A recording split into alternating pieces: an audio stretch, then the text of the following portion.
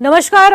आप देख रहे हैं कब बदलेगी तस्वीर। उत्तराखंड में 2017 से ही बीजेपी की डबल इंजन वाली सरकार है, जिसका कहना है कि डबल इंजन वाली सरकार में तेज गति से विकास हो रहा है, जिस पर विपक्ष सवाल उठाता है। उधम सिंह नगर के बाजपुर में एक गांव है जहां के ग्रामीणों ने न सिर्फ बीजेपी सरकार के प्रति नाराजगी जताई, बल्कि विपक्ष के खिलाफ भी गुस्सा किया, क्योंकि जिस इलाके के लोगों में आक्रोश है वहां से नेता प्रतिपक्ष यशपाल आर्य विधायक है। आप देख रहे हैं कब बदलेगी तस्वीर और मैं हूं आपके साथ निशी भाटिया।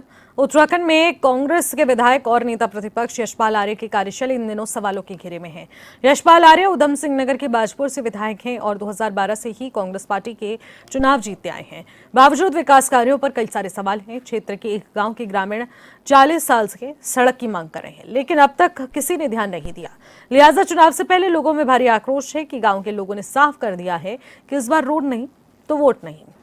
तो नेता प्रतिपक्ष के विधानसभा क्षेत्र में अगर इस तरीके के हालात हैं तो सवाल तो उठेंगे, क्योंकि जब विपक्ष में रहकर यही नेता सरकार की कार्यशैली पर सवाल उठाते हैं, लेकिन अब जिस सीट से ये विधायक बने हैं और काफी लंबे समय से इस सीट पर काबिज हैं, तो आप समझ सकते हैं कि अगर उसी क्षेत्र का विकास नहीं हो रहा है तो देश के प्रति विकास के मुद्दे पर अगर नेता प्रतिपक्ष खुलकर बोलेंगे तो पहले उन्हें अपने गिरेबान में झांकने की उतनी ही जरूरत पड़ जाती है। भूपेंद्र सिंह पन्नू हमारे संवाददाता इस वक्त हमारे साथ इस रिपोर्ट के साथ जुड़ रहे हैं। सीधे बातचीत करते हैं उनसे। भूपेंद्र, आखिरकार क्या है जानकारी पूरी, और आखिरकार इस तरीके की तस्वीरें क्यों? एक तरफ सवाल उठाए जाते हैं, दूसरी तरफ इन्हीं पर ही सवाल उठ रहे हैं। बिल्कुल निशी, मैं आपको बता दूं कि जैसे आप पीछे मेरे देख सकते हो, भीड़ खड़ी है, जनता खड़ी है। ये साफ तौर पर ये दर्शाती है कि 15 साल के विधायक यशपाल आर्य यहाँ पर बिल्कुल नाकाम नजर सामने आ रहे हैं, क्योंकि जनता मेन जो रास्ता है वही रास्ते पे चलती है, उसी रास्ते पे मेडिकल सुविधाएं आती हैं। लेकिन अगर वही रास्ता सही नहीं होगा तो अगर कोई गर्भवती महिला यहाँ से जाए तो उसके साथ क्या अनहोनी हो जाए, ये भी बहुत बड़ा सवाल है आप अपने आप में। जी निशी, और मैं आपको बता दूं मेरे साथ ग्रामीण है, मैं ग्रामीणों से बात करता हूँ, मैं आपको पूरा ग्राउंड रिपोर्ट दिखाता हूँ कि रोड की स्थिति क्या है। देखिए, हाँ। ये रोड है और रोड बिल्कुल आप देख सकते हैं किस तरीके से रोड जो है पूरा जलमग्न है। उधर पूरा रोड जो खुलिया है, ये भी बहुत बुरी स्थिति हो रखी है और इसमें मच्छर पनप रहे हैं। निश्चित देखिए, मच्छर पनप रहे हैं और पास पास घर है, तो कितनी बड़ी बीमारी को ये दावत दे रहे हैं हिसाब से। जी निश्चित। देखिए भूपेंद्र, बिल्कुल सही तस्वीरें हैं और यहाँ पर किस तरीके से मच्छर का लार्वा पैदा हो रहा है और उससे कितने मच्छर गंदगी पनप रही है और आसपास के लोगों के स्वास्थ्य से जुड़ा एक ये बड़ा सवाल भी है। लेकिन सड़क नहीं बन पा रही है, रोड नहीं तो वोट नहीं का नारा भी दिया जा रहा है। आपके साथ जो लोग मौजूद हैं, मैं चाहूंगी भूपेंद्र आप उनसे बातचीत करने की कोशिश कीजिए और उनकी मुजुबानी सुन लेते हैं कि आखिरकार उनके नेता प्रतिपक्ष, उनके विधानसभा क्षेत्र से जो विधायक साहब हैं, वो आखिरकार सही तरीके से काम क्यों नहीं पा रहे हैं और क्या दिक्कतें आ रही है, पूछिए जरा। क्या दिक्कतें आ रही हैं ये रोड की वजह से? आपको दिक्कतें तो बहुत ज्यादा है। स्कूल में जो बच्चे जाते हैं, आपको बताया था गड्ढों में कोई बीमार है तो जा रहा है, बहुत परेशानी है। तो आपके सामने सारा कुछ है, आप देख रहे हैं, बहुत बुरा हाल है। बहुत बिल्कुल बिल्कुल, मेरे साथ बुजुर्ग है, यहाँ के जो पुराने बुजुर्ग है, ये निश्चित मैं उनसे बात करता हूँ। मेरा घर है, देखो कितने मच्छर है, छोटे छोटे बच्चे हैं, ये मेरे पोती पोते हैं, बीमारियों से परेशान, बुखार में परेशान है और ये रोड नहीं बनने पा रहा। विधायक जी कितने दिनों से यहाँ काम लारा लप्पा कर रहे हैं, मगर कोई कामयाबी नहीं दिखा रहा। अब जब रोड बनेगी तो वोट पड़ेगा, रोड वोट पड़ेगा तो रोड बनेगी तो वोट पड़ेगा। हम तो फिर इस बात के खिलाफ हैं। बिल्कुल निशी, आम तौर पर जो यहाँ के नागरिक हैं उनका साफ साफ नहीं कहना है कि जब तक इस रोड का निर्माण नहीं हो जाता तब तक हम इलेक्शन का जो है बहिष्कार करेंगे। देखिए भूपेंद्र, बिल्कुल जायज सवाल है, क्योंकि जिन दावों के साथ, जिन वादों के साथ उन्हें सत्ता में काबिज किया इन लोगों ने, इन्हें वोट दिए, और आखिरकार जब वही इन वादों पर खरे नहीं उतरेंगे तो सवाल तो लाजमी है, गुस्सा भी जरूर फूटेगा। लेकिन आखिरकार नेता प्रतिपक्ष अपनी विधानसभा क्षेत्र में सही तरीके से कार्य क्यों नहीं कर पा रहे हैं? क्या चुनौतियां आ रही हैं? ऋषि, कहीं ना कहीं जो एरिया जो है, यहाँ से आपको थोड़ी दूरी पर जो है एक फाटक पड़ता है, उस फाटक से जो पब्लिक सर्विस साइड है वो अरविंद पांडे के क्षेत्र में आता है। उन्होंने फिलहाल वहाँ का काम करवा दिया, लेकिन वहाँ फाटक से आगे जो क्षेत्र है वो क्षेत्र जो है अरविंद पांडे के क्षेत्र में नहीं आता, वो आता है नेता प्रतिपक्ष यशपाल आर्य के क्षेत्र में। लेकिन लगभग 15 साल से वो विधायक है और 5 साल उन्होंने बीजेपी में गुजारे हैं और उसमें भी बीजेपी की सरकार थी। अगर ये चाहते तो सरकार में रहते हुए ये इस रोड का काम करवा सकते थे, लेकिन ये बहुत बड़ा सवाल है कि यहाँ का जो काम है ये क्यों रुका हुआ है। ये निश्चित देखिए, सवाल उठेगा, जरूर उठेगा, लेकिन मैं चाहूंगी कि एक बार फिर से आप उन लोगों के बीच पहुंचिए और उन लोगों के जरिए हम लोग सुनना चाहते हैं कि आखिरकार क्या कुछ और अन्य समस्याओं का सामना करना पड़ रहा है और आखिरकार चुनाव जीतने के बाद क्या नेता प्रतिपक्ष अपनी विधानसभा क्षेत्र में लोगों के बीच पहुंचते भी हैं या सिर्फ चुनाव के वक्त में ही कांग्रेस को और कांग्रेस के विधायकों को अपनी विधानसभा क्षेत्र की याद आती है। आप बताइए मुन्ना जी, ये जो आपके जो विधायक है जसपाल आर्य, वो आपके ये जो रोड है आपके बीच में आपकी समस्या सुनने कितनी बार आए हैं यहाँ पे? इधर समस्या सुनने कई बार आए लेकिन निवारण नहीं बना उसका। आए हैं, देख के भी गए हैं, सब करूंगा जी करूंगा जी करूंगा जी।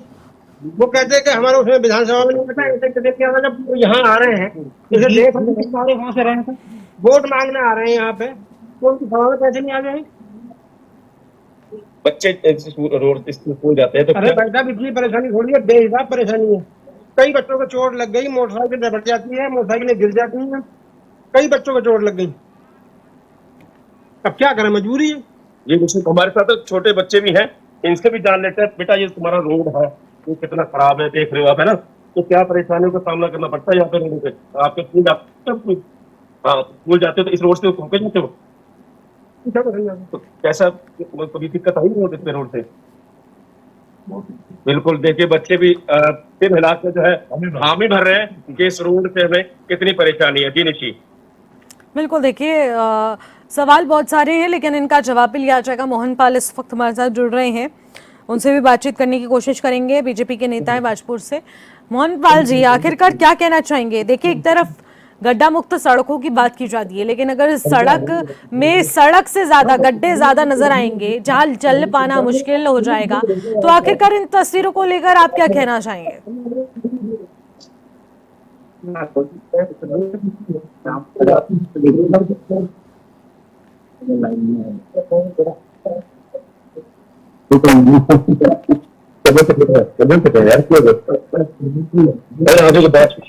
मोहन जी, शायद आपका माइक म्यूट है, एक बार चाहूंगी कि आप अनम्यूट करिए जिससे कि आपकी आवाज हम तक क्लियर पहुंच पाए।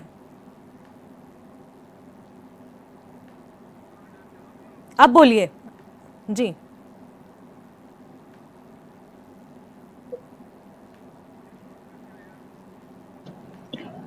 आवाज आ रही है आपको? जी जी, आइए। नमस्कार जी। ये बाजपुर गांव की समस्या है और बहुत दिक्कत समस्या है। अपने खाली बाजपुर की नहीं, अपनी विधानसभा का यही है। ये बाजपुर गांव से लेकर के और आपका बड़ा खत्म तक बहुत समाज, अनुसूचित जाति समाज का बुरा हाल है। आप देख रहे हो, एंकर ने आपको बात की है तो उनके पीछे गड्ढे और पानी भरा हुआ है।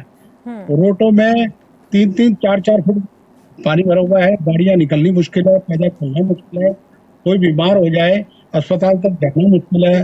बुजुर्गवार जो है, मतलब आप समझिए कि जिंदगी एक दूर जिंदगी जी रहे हैं यहाँ पर।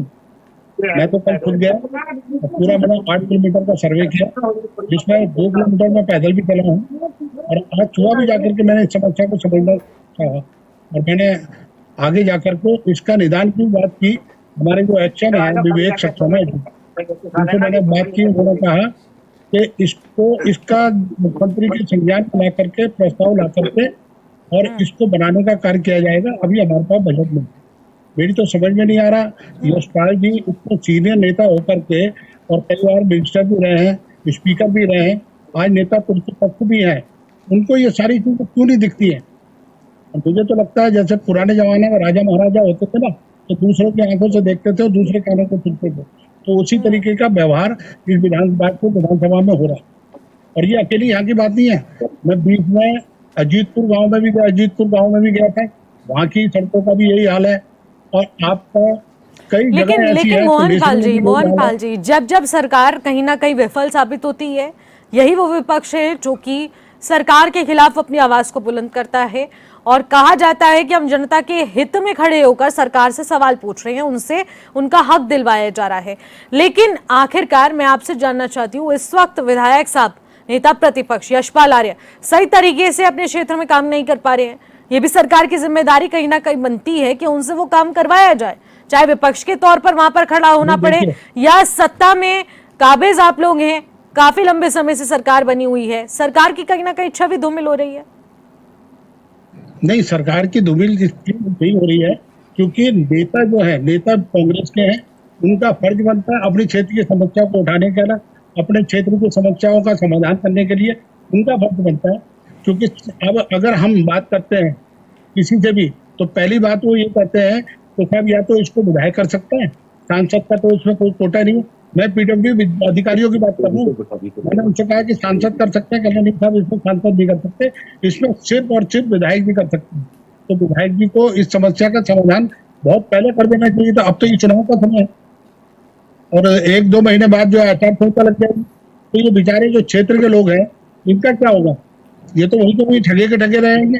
ये तो कह रहे हैं हम चुनाव का बहिष्कार करेंगे और हम वोट नहीं देंगे, ठीक है, इसीलिए कह रहे हैं। लेकिन मोहन पाल जी, इस वक्त दबाव बनाने की जरूरत है और अगर क्षेत्रवासियों को उनकी सुविधाएं नहीं मिल पा रही हैं तो विधायक साहब से भी सवाल होने चाहिए और उन पर एक्शन भी होना चाहिए। क्यों नहीं काम किया जा रहा है? ठीक है, बहुत बहुत शुक्रिया मोहन जी हमारे साथ जुड़ने के लिए, बातचीत करने के लिए। और हमारे साथ जुड़ रहे हैं परमजीत जी, जो कि समाज सेवी हैं, उनसे भी बातचीत करने की कोशिश करेंगे। परमजीत जी, आखिरकार क्या कुछ कहना चाहेंगे इन तस्वीरों को लेकर? एक तरफ नेता प्रतिपक्ष सवाल उठाते हैं, लेकिन अब उन्हीं पर सवाल दागे जा रहे हैं। मैम, आपकी आवाज नहीं आ रही है। अब आवाज मिल पा रही है आपको परमजीत जी?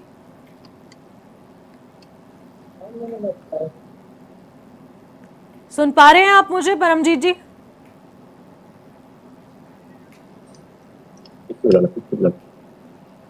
ठीक है, परमजीत जी से एक बार फिर से जुड़ने की कोशिश करेंगे, शायद उन तक आवाज नहीं पहुंच पा रही है।